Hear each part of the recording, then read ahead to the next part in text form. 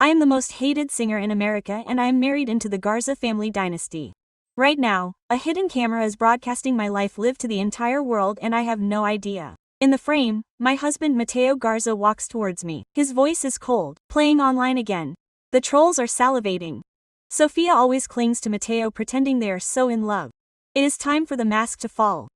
Her parents and younger sister are watching from their own screens with equally icy expressions. If Mateo really can't stand her, her mother tells her father, they should stop making each other miserable. But on the live broadcast, the woman known for her gentle and adorable public persona, I turn my face away from Mateo with a flash of impatience. What is your problem? Back off. Quote, and Mateo, the famous, yes or stoico, seems hurt. You're sick of me. The day I married into the Garza family, the internet dragged me down so hard that my favorite couple just sank.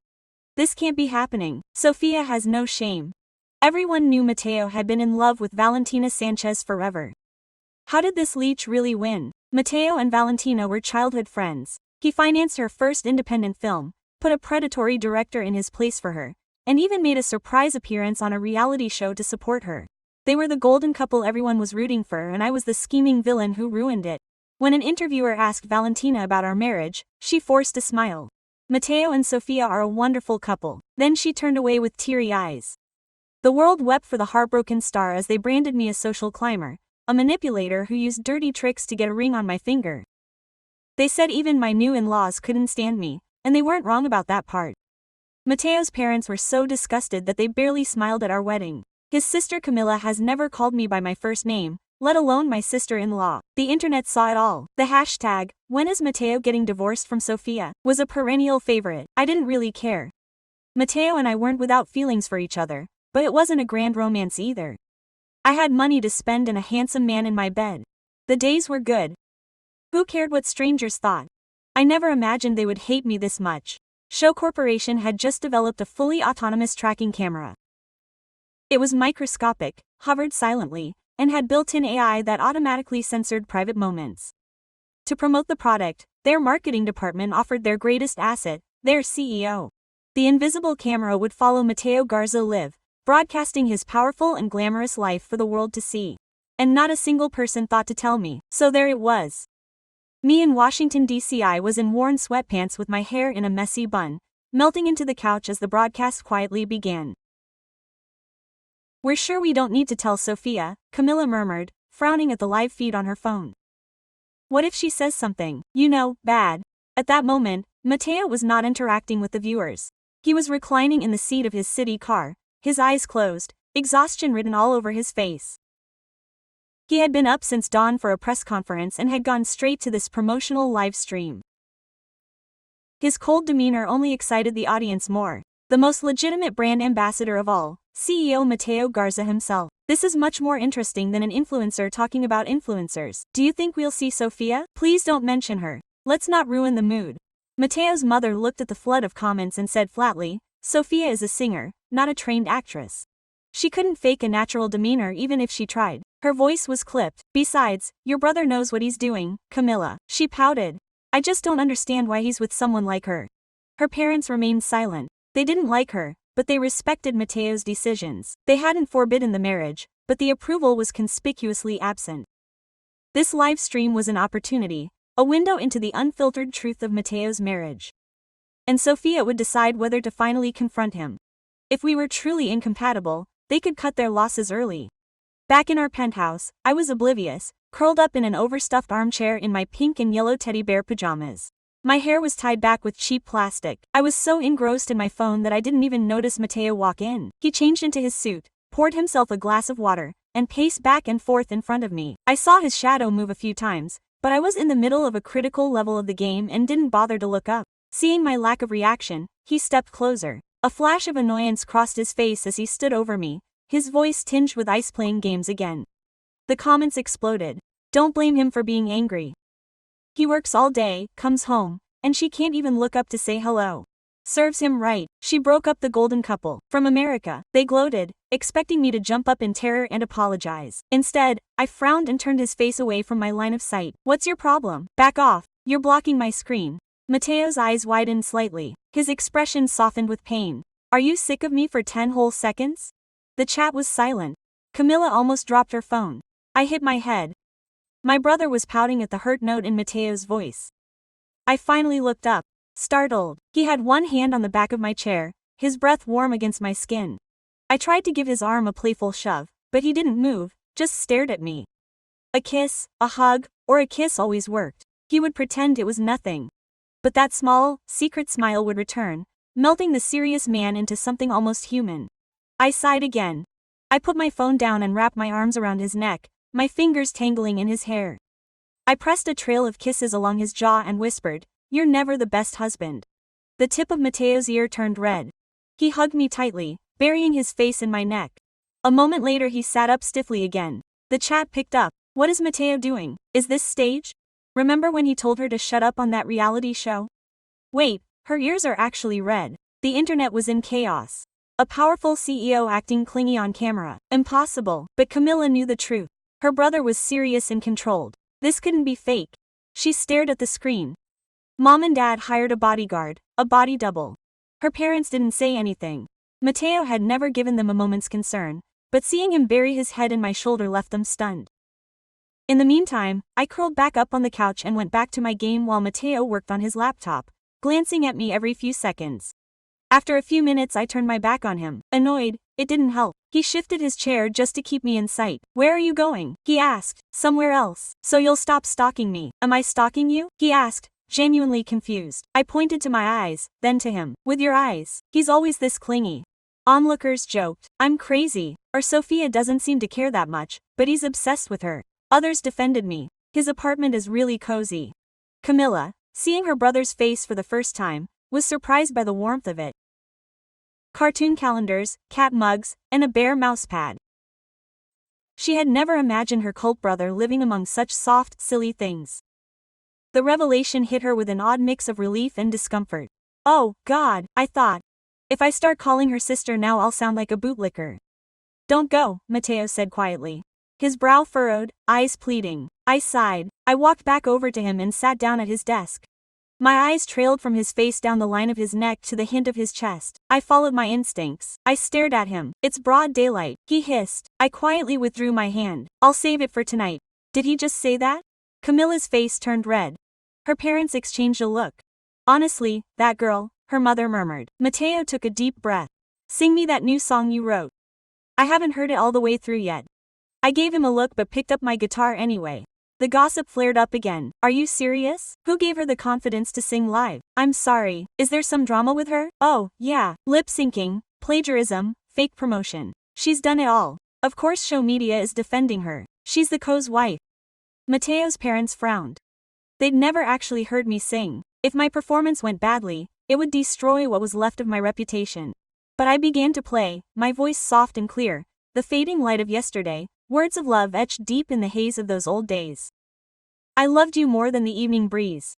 Mateo's expression softened. His eyes were warm and focused on me. Our gazes met and for a moment my heart fluttered before I looked away. "She wrote that. She's actually very pretty." Okay, maybe I judged her too harshly. That look Mateo gave her is in love. "Oh, please, live once and all of you write fanfiction." As the last note faded, Mateo asked. He nodded. "Seriously, I'll give it a 9.9. What happened to the other 0.1? Didn't you do the dance moves?" "Dance moves? I don't dance." A small smile appeared on his lips. "The first time I saw you, you were dancing really well. The first time we met was at that hotel, wasn't it?" The chat exploded. I knew it. She had him hooked from the start. "Give me back my golden partner." Camilla's stomach twisted. If that clip went viral, I'd be branded a fortune teller forever.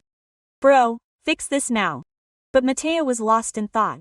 "The resort was the second time," he said quietly. "The first time was at a rehearsal studio." I froze. That made sense. Before signing with Show Media, I had rented practice rooms by the hour. The studios had an indoor and outdoor section, separated by a glass wall. I always used the indoor section, but I didn't remember anyone coming in that day. The rehearsal studio smelled faintly of dust and coffee. I remembered that day only in fragments, my hair up, my notebook open, and the old speaker crackling as I practiced the same verse over and over. It had been one of those afternoons when I was desperate to prove I still had talent after my label dropped me.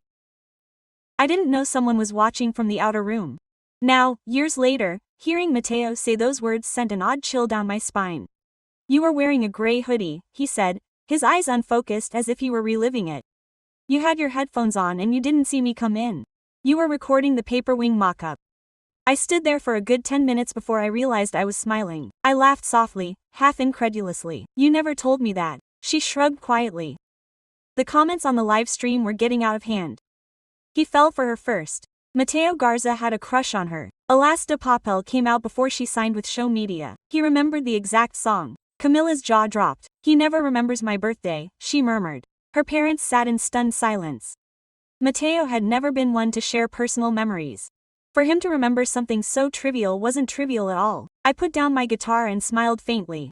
So you were stalking me before it was official. I was broke, blacklisted, and desperate. My label had accused me of plagiarizing a hit single, a lie concocted by a rival who wanted my spot on the contract. The tabloids tore me apart. That's when Show Media's PR department reached out. Help us soften Mateo's image, they'd said. The internet paints him as an emotionless CEO. Quote, you're passionate, outspoken, approachable, marry him and you both benefit. At first I laughed, marry a stranger, pretend to be in love with clicks. But then Mateo himself called. His voice had been quiet, almost bored. Quote, think of it as a win-win, he had said. You get your career back. I get peace from the rumors about Valentina. I signed the contract that same week. The marriage was supposed to last 2 years. No strings attached, no emotions, just the lines getting blurred. He started leaving notes in my lunch bag, reminding me of my allergies, buying me tea during recording sessions, little things, dangerous things. I never let myself call it love. Back in the present, Mateo closed his laptop. I'm hungry. Did you eat? I shook my head. Not yet. He headed toward the kitchen. I'll cook. You cook. I laughed. He smirked. Don't underestimate me. The chat went crazy. Be serious right now. Mateo Garza cooking. Okay. Is this a PR stunt or am I hallucinating? He rolled up his sleeves and started making pasta. I watched in amusement until he dropped the salt shaker with a loud clang. Maybe I should order takeout, he mumbled, his cheeks slightly pink. I couldn't resist teasing him. See? That's why billionaires shouldn't touch real food. Keep making fun of me and you'll be making dinner tomorrow, he said, smiling. The laughter in his voice caught me off guard. It was real. The kind of sound that didn't belong to the man I'd signed a contract with. For a second I forgot the world was watching. But somewhere else, in the Garza mansion, his mother was watching the live feed, her fingers trembling slightly on the tablet. Look at him, she whispered. I haven't seen Mateo smile like that since, she broke off, since before Valentina. When the pasta was done, we sat across from each other. I absent-mindedly twirled a fork. Are you staring again? Maybe I like what I see. That's new, I said half-jokingly. You're usually busy checking stock prices. Maybe I'm diversifying my portfolio. The audience lost it. Someone tell me this isn't flirting. I'm screaming. Who replaced Mateo with this man? Camilla groaned into her pillow. They're flirting on camera. If I'd known, I would have. Maybe I would have stopped it. Maybe I would have remembered the fine print of that marketing campaign. I deserved the part that said the live broadcast was subject to global transmission for 30 days, but ignorance made me brave. After dinner, Mateo washed the dishes, humming one of my songs under his breath. The sight was so surreal that I had to record it on my phone. Evidence, I told him. For the day you deny doing housework. Blackmail material, he replied without looking up. It should have been funny, but beneath the laughter, a small, aching heat bloomed in my chest. That night, as I dried my hair in the bedroom, Mateo sat on the edge of the bed scrolling through his phone. They're ripping you apart again, he said quietly. I froze. Who? The comments. The news outlets are turning the broadcast into headlines. He handed me his phone. America's most hated singer bullies her husband on live camera. Is the Garza marriage a PR lie? Valentina Sanchez appeared to cry during the broadcast. I can't watch this. I laughed bitterly. Of course she cried. Perfect timing as always. She called me earlier, Mateo admitted. I didn't respond. Something inside me snapped a little at that. Do you still love her? He looked up sharply. Why are you asking that now? Because everyone thinks you do. And sometimes I wonder if they're right. The silence between us was heavy. The air conditioner hummed softly. Then he said almost inaudibly, I did it once, but not anymore. It should have made me feel triumphant. It didn't. Meanwhile, back at show headquarters, the marketing team was in panic mode. Sir, engagement metrics are through the roof, an intern stammered, but the narratives are unpredictable. The PR head rubbed his temples. This was supposed to promote the camera, not turn it into a romantic soap opera. We're cutting the feed. Not yet, the PR head said darkly. The Garzas are trending worldwide. We'd be idiots to stop now. Back in the penthouse, Mateo leaned in closer. You still don't know, do you? Know what? He hesitated. His hand hovered near mine, almost touching it. Then his phone buzzed. He sighed and stood up. Nothing, forget it. But the look in his eyes lingered. Something I wanted to say but couldn't. The next morning, I woke up to find him gone. The bed beside me was cold, its pillow untouched. My phone was blowing up with notifications. Sophia's leaving. Mateo's leaving for the night. The gossip blogs were working overtime again. I groaned. I tossed the phone aside. I made coffee, humming softly, not realizing the invisible camera was still on. Back at the Garza mansion, Camilla was sprawled on the couch. People call them the Garza hearts. They've gone from the most hated couple to the unlikely heartwarming couple now. Her mother frowned. Public affection fades. Scandals don't. Her father adjusted his glasses. Still, the numbers don't lie. Mateo's approval ratings are up, so are hers. Camilla said reluctantly. Everyone says she's genuine. Genuine. The word stung more than it should have because genuine wasn't part of the contract. Later that day, Mateo came home early. His tie was gone, his sleeves rolled up. We need to talk. That sounds serious. It is. He motioned for me to sit down. Do you remember how our marriage started? What it was? I swallowed. A contract, right? But that contract expires in 3 months. My stomach sank. So this is it. You're ending it. That's not what I said. He paused, searching my face. I want to renew it, but only if you want me to. I blinked. Why would I want to renew a fake marriage? He smiled slightly. Because maybe it stopped being fake. The chat went ballistic. What did he just say? Proposal. Someone called TMC. I hate them, but I love them. Help. I laughed nervously, not understanding how serious he was. I'm not, he said. I know you think this was all for show. Maybe it was at first, but somewhere along the way you stopped being my PR partner. His eyes softened. You became my home. For the first time I'd ever met him. I was speechless, but before I could respond, my phone buzzed again, this time with a notification from a private account. Anonymous user, you should check your reflection. Confused, I glanced toward the living room window and froze. A faint shimmer in the air, a floating glint, like a tiny lens catching light. And then it hit me, the invisible camera had been there the entire time, every moment, every private word, every touch, broadcast lived to millions. The comments on the stream flooded in faster than I could breathe. Is this scripted? Wait, she just realized. Oh my god, her face, she didn't know. I staggered back. What is that? He turned slowly, horror dawning in his eyes. The camera hovered between us, silent and unmoved. The entire world was watching, and it finally hit me. I wasn't just the most hated singer in America anymore. I was his entertainment, his experiment, his proof that the perfect marriage could be broadcast and destroyed in real time. I didn't scream. I didn't throw a lamp. I didn't do anything that would give the internet a neat clip to play under 10,000 captions. I stared at the tiny flicker of light from the window until my vision steadied. Then I walked around the coffee table and faced Mateo. My voice came out calm, almost too calm. How long? He followed my eyes to the floating dot. His shoulders stiffened. There was a pause that pressed down on my chest like a weight. Long enough to cover his urge to lie. Long enough to admit the truth. Since yesterday morning, he said, it was supposed to follow only me. It was supposed to cut into private areas. We tested that, we set it up. He swallowed. You weren't supposed to be on it. No one authorized that. But it's on, I said. And I'm on it. And the world is watching us right now. He turned toward the glow and raised a hand as if he could block a satellite with his palm. The machine deflected a few inches, smart enough to maintain a perfect midpoint between our faces. A tiny, mindless moon. I felt the slow rise of something old inside me, the thing that kept me from crying when my label leaked that false plagiarism rumor. The thing that kept me singing in free rooms when I had no budget for studio time. It rose again now and sounded like steel in my own voice. Who authorized our home? He shook his head. The zones of the house were whitelisted. Living room on at limited intervals. Kitchen on for cooking sequences. Bedroom off. Bathroom off. Office on. Only if I turn it on. The filter should mask you unless you say my name or I say yours. Legal said it passes consent because it's my stream, my property, our shared residence. His jaw tightened. I told them I still needed your explicit approval. The team said they'd take care of it.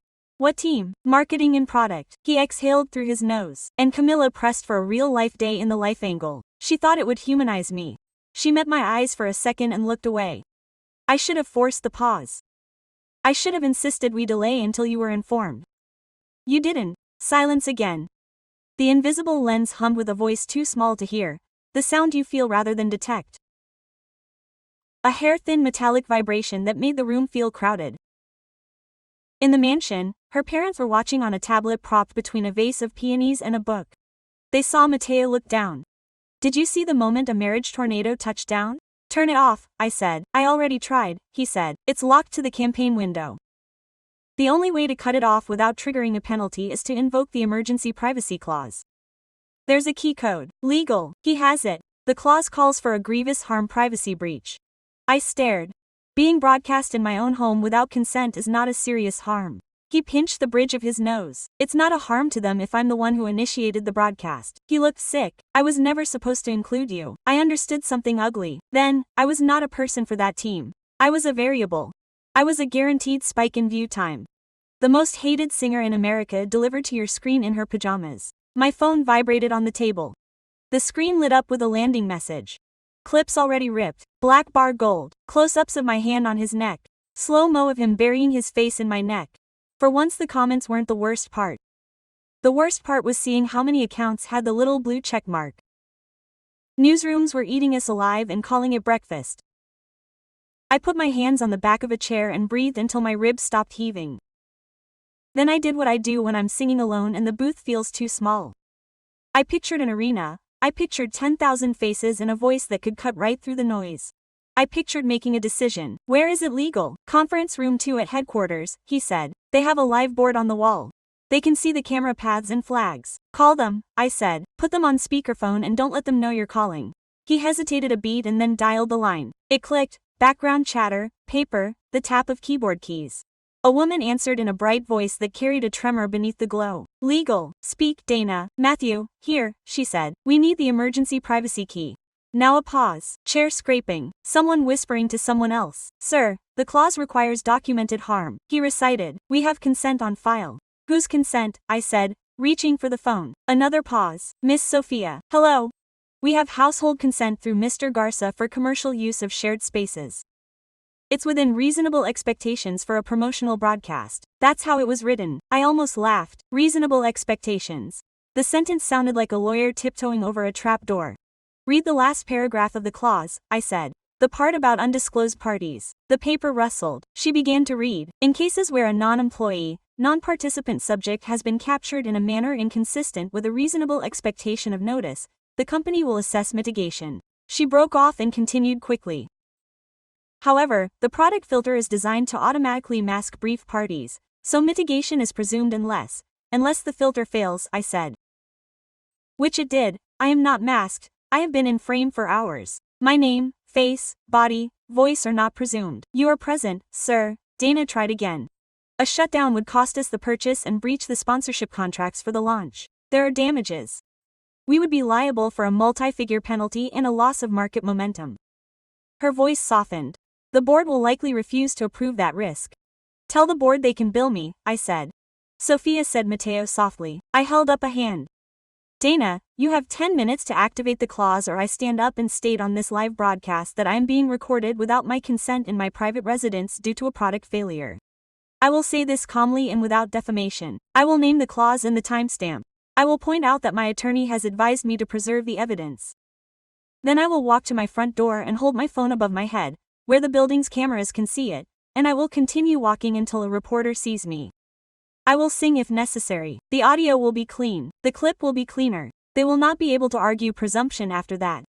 The room next to her went so quiet I could hear a pen rolling. Dana cleared her throat, her voice suddenly very dry. "Please hold." The line clicked into hold music.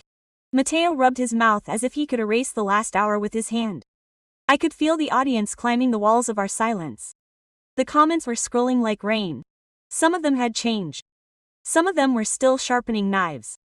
Most of them were hungry. "You shouldn't have had to do that," he said. I didn't say. I shouldn't have. He looked at the camera again, a small silver freckle in the day. His mouth tightened. "Someone overrode the mask." He said it like a verdict. "Who?" We didn't have to guess much. The on-hold music cut out. Dana returned in a voice so flat it sparkled. "We've activated a limited privacy blackout," he said. "The frame is now dark. The frame is now cropped to Mr. Garza. The audio is live, but filters are in place for non-subject speech. We'll be doing a full audit of the mask logs and routing permissions." Gulp. Off the record, there's evidence of external routing injection, possibly concurrent with third-party promotional placement. We'll confirm. Routing injection, a hack, or whatever word you use when you don't want to accuse your sponsor of bribing a subcontractor to force the line. Mateo looked at the ceiling as if it might give him leverage. Who placed the sponsor? Product and brand partnerships, he said, with marketing approvals. And a family advisor. What advisor? I said, already knowing I wouldn't like the answer. Dana coughed. Sanchez's agency, the one that packages reality talent and fragrance lines, has a cross-promotional deal with the chamber for a separate contract. The idea was to introduce a parallel female perspective on launch week. Valentina, I said. My name hit the filter and fell off the feed. I saw the subtitles jump.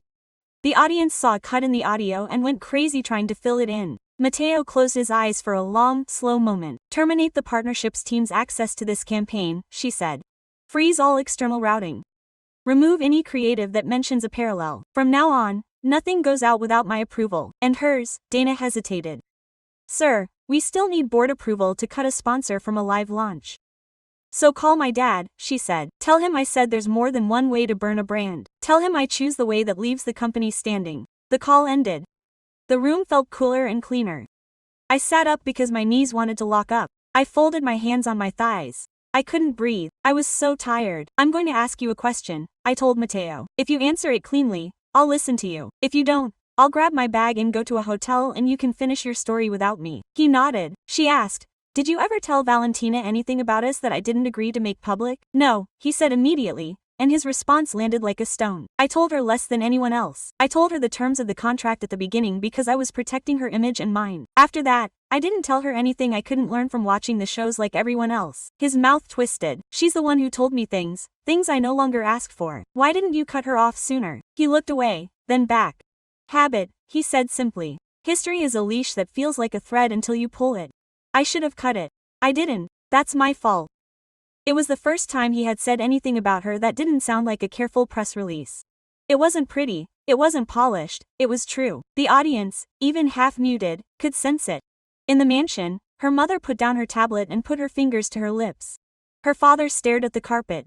Camilla stood up so fast the spring in the couch squeaked, ran into the hallway, and dialed a number with furious taps. What did you do? She hissed into her phone. No. Don't tell me this was a creative choice. You put her in our house. You set my brother on a path he didn't choose. There was a response. Camilla listened. Her face changed shape. She closed her eyes. You always do this, she whispered. You say it will help, and it helps you, not him. She hung up. She walked back into the living room, her fists clenched. When she sat down, her mother touched her wrist. Camilla didn't move away. Back in the attic, the camera's clipping kept trying to lose me and failing, because I kept going into Mateo's orbit and he kept spinning to follow me like gravity. I need my own consent, I said. Not presumptuous writing. There are no cameras in this house from now on unless I approve the hours and rooms. No crew using my name as leverage. No friend of yours or mine selling me a reaction shot. Done, he said. I'll draft it myself and have outside counsel review it. I'm not finished, I said. He watched me with the stillness that always meant he was ready to be hit with a hard truth. I let him be in that place. I had to. You told me last night you wanted to renew. I said, you said maybe it's over being fake. I don't know what I want yet, but I know this. If we renew, it will be because I choose to do so in the sunlight. Not because a camera made us a trend. Not because a board needs a fairy tale. Not because a rival is watching and crying in front of a ring of light. If I stay, will it be because the man who stood in a practice room and listened to me sing before anyone cared is still there? Is it because the man who can't cook but tries anyway? He's not a brand. He's a person and he sees one in me. He tilted his head. I'm here, he said, and I see you. The filter didn't catch that because it was meant for a different kind of privacy. I went into the bedroom and changed out of my pajamas into jeans and a plain white t-shirt with no logos. I tied my hair up, went out with my guitar, and set it on the counter. He watched me like a man trying not to hope. I'm going out, I said. No, to hide, to sing. I'll choose the camera and the crowd and the sidewalk in the first corner where the acoustics are decent. I'll let them point and yell and throw their theories like rice and I'll sing until my voice is louder than their subtitles. You can come or you can stay and fix your place. Either way, don't try to protect me by locking me in a frame again. He moved toward me, then stopped. I will come, he said, but behind you, not in front. We left the building through the service exit to avoid turning the lobby into a carnival. I could feel the camera hovering at shoulder level. Now, cropped so tightly above him that I was a ghost on the edge of a screen, it made me want to laugh. On 10 million devices it would be a whisper, while in real air it was solid, weight and breath and skin. The doorman gave us a look that said he had been following the feed and wasn't sure whether to bow or apologize. I nodded as if none of that mattered, and then I walked out into the city. The morning had washed everything. The sidewalk gleamed a little and there was that smell of wet stone and warm bread from the bakery on the corner. I walked the first block and the second, the camera keeping its obedient distance from my back. I stopped in a small square where a statue raised a bronze hand and the buildings made a shallow bowl for the sound. I had sung there once. When I was 19 and too proud to ask for change. I took my place again as if that girl had been saving it for me. People noticed us in a slow wave, the way birds take flight one tree at a time, instead of all at once. A barista with foam on his knuckles, a messenger with a knee brace, a woman in a jacket who should have been on a call but wasn't. They saw Mateo first because he glowed with that cold, expensive light that money gives off. Then they saw me and their faces made little yes-no shapes that mattered no more than the wind. I lifted the guitar strap over my head and checked the tuning by ear. The first string was a little high. I fixed it. I looked at Mateo. He stepped back so I could have the spot.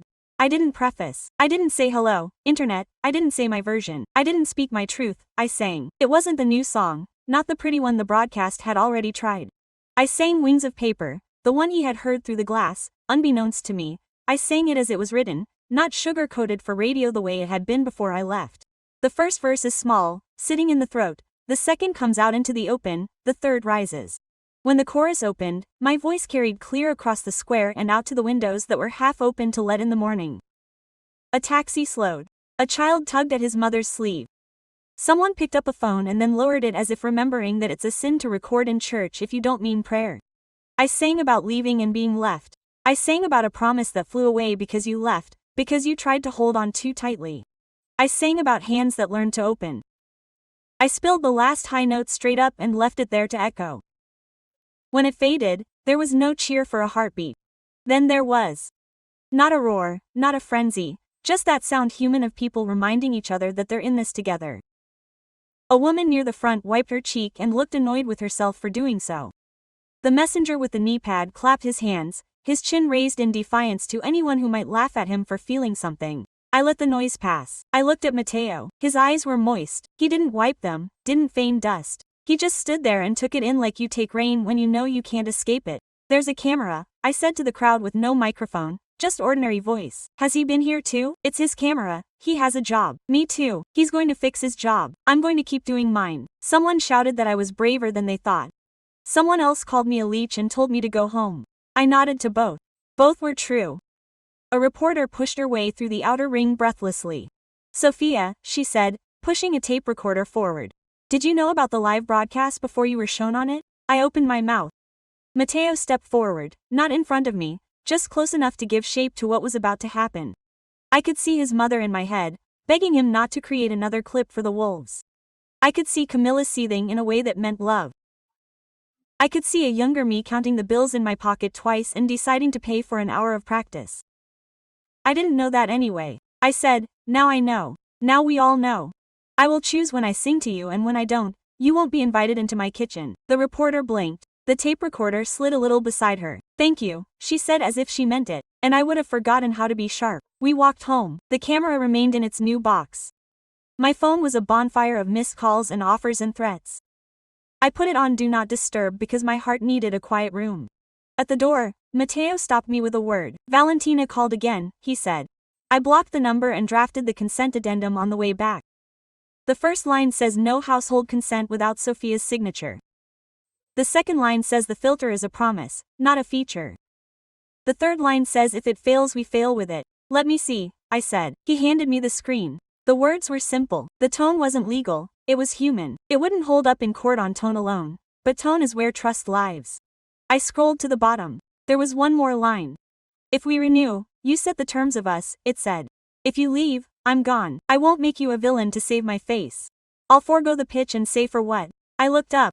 He held my gaze. He didn't try to be heroic. He looked like a man who had finally felt the strap slip from his wrist. My response didn't come quickly. It didn't need to. A good song lets a beat of silence land before the final chord. There's one more truth we haven't touched on, I said. My career wasn't killed just because of a rumor. Someone helped that rumor grow legs and buy a ticket. Find out who. Bring me proof. Not a hunch. Not a text from a friend. Proof. When I know who tried to take me down, I'll know who's with me. He nodded once. I've already started, he said. I called the studio where you recorded the single before the plagiarism accusation. The raw files were moved the week the story broke. The access log shows an extraction by a third-party vendor. That vendor has ties to Valentina S.'s new management and a rival tech firm that wants our camera to fail. I don't have the full chain yet, but I will. Don't do it alone, I said. Ask Camilla. Ask the one person in your family who will chase a thread until it becomes a rope. Like she's been standing on the other side of the door waiting for the cue. My phone buzzed with her name. I answered on speakerphone. I was wrong about you. She blurted out without a greeting. Not entirely wrong. Maybe 50% wrong.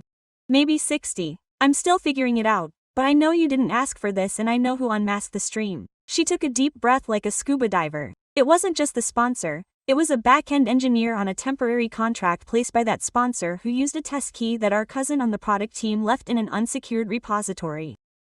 I have screenshots, I have commit history, I have the email where he asked if there was a bonus for extra heat and someone responded with a smiley face made of parentheses and a $sign because they thought it counted as a joke.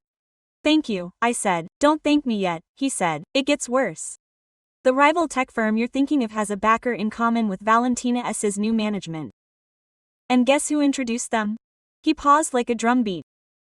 Our mother didn't want to hurt you, she wanted to keep Matteo clean. She thought a bigger storm around you would take the heat away from him. It was stupid, it was wrong, but it wasn't the cartoon version. It was the version where people do the wrong thing because they think love is a shield you can point at. I closed my eyes. The thread was a string. The string could pull. The string could also burn your hands. Send everything, Matteo said, to my personal inbox and to outside counsel.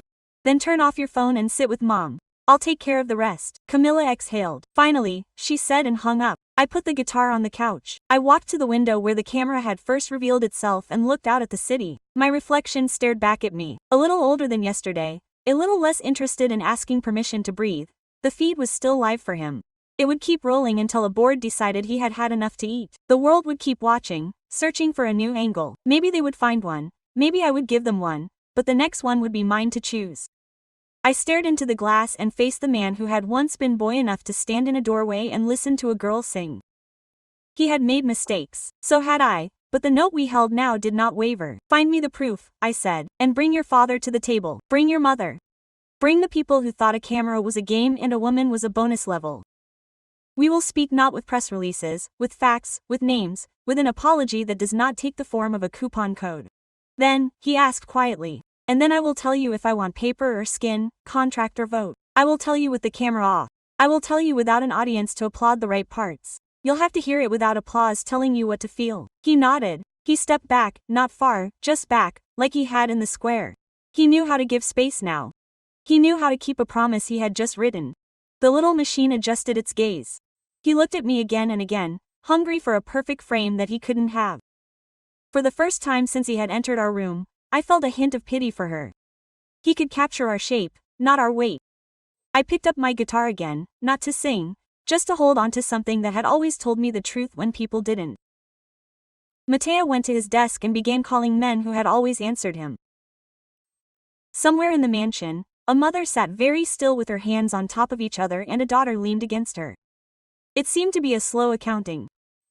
Somewhere in a different room, a father looked at a contract and understood that there were costs you pay now to stop paying interest forever. Outside, the city went on, moving. Inside, we didn't pretend we weren't afraid. We were.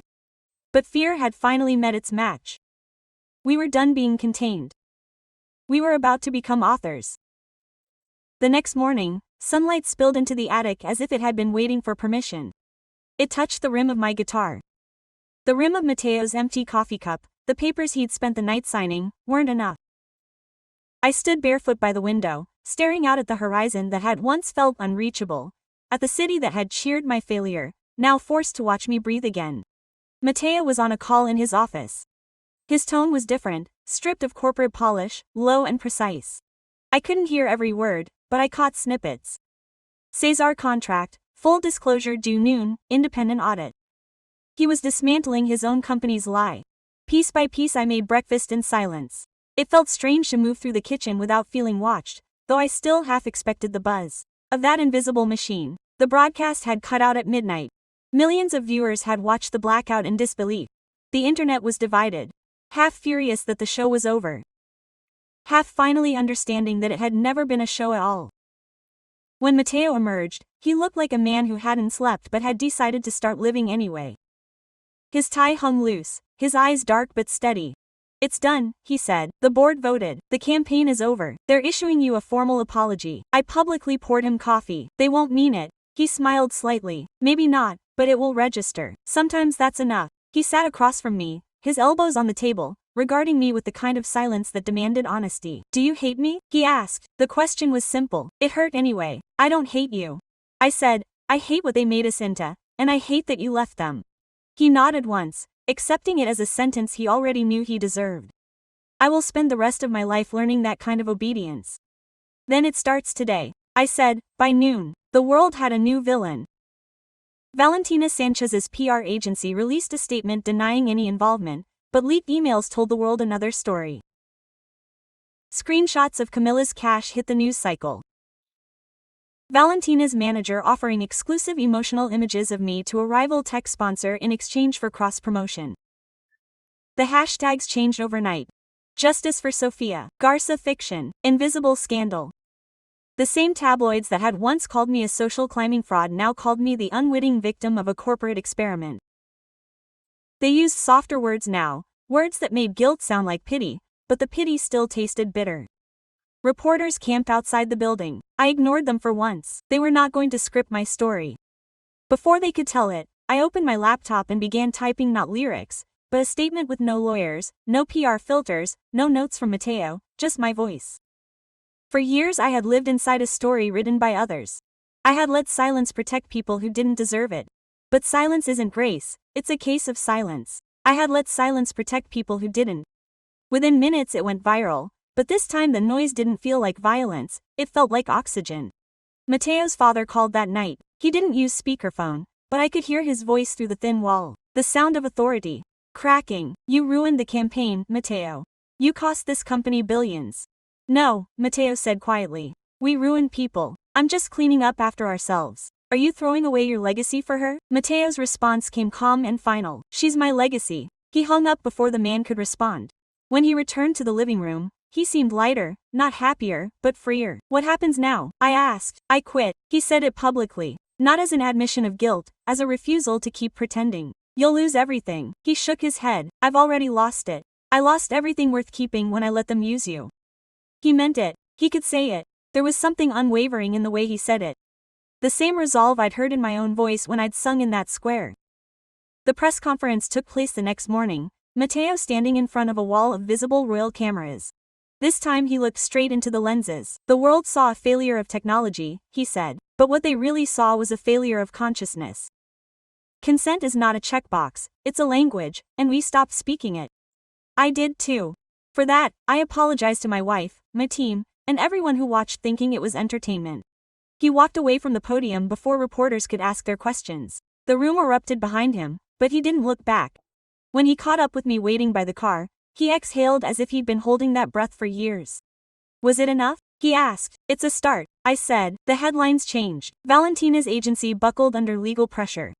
Show Corp restructured, issuing new consent laws for all tech-integrated media. The invisible camera prototype was shelved indefinitely. Camilla sent me a quick text one night. "You were right about the sunlight. It fixes what we hide." And I went back to music. Real music, small venues, no filters, no backing tracks. The first concert sold out in 10 minutes. Not because she was famous, but because people wanted to see the girl who turned surveillance into survival. Halfway through that concert, I saw Matteo standing in the back of the crowd with his cap down. He didn't try to get close, he didn't need to. I sang the same song, Alas de Papel. And when I hit the last note, our eyes met across the room. This time no one was watching for drama, no hidden camera, no viral clip, just him, just me. Later that night he waited for me outside the venue. The air was crisp, the city quieter than I remembered. "I don't want to talk about contracts anymore," he said. "Fine," I said. "Me neither." He pulled something from his pocket. Not a ring, not a gift, just a folded piece of paper. "My resignation letter," he said, and the consent clause signed by every board member. You were right. It should have been yours from the beginning. I unfolded it, scanning the lines. My name, clear and bold, no footnotes. I thought you'd want to keep it, he said. Proof that we've learned. I smiled slightly. Do you really think paper can hold what we are? He shook his head. No, but maybe this time they're not paper wings. Maybe it's real. The streetlight flickered for a long moment. Neither of us spoke. Then I leaned closer. No cameras. None, he said. So listen carefully, I whispered, my fingers brushing his wrist, and I sang. Not loudly, not for an audience, just for him. A few quiet words, softer than the city, louder than any headline. We were ghosts in the glass, but now we are here, unfiltered, unscripted, just hearing the truth. When the song ended, it closed the space between us, forehead to forehead.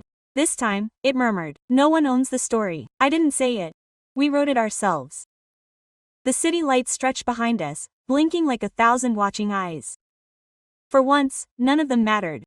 The world had seen enough of our performance. Now it was time to live.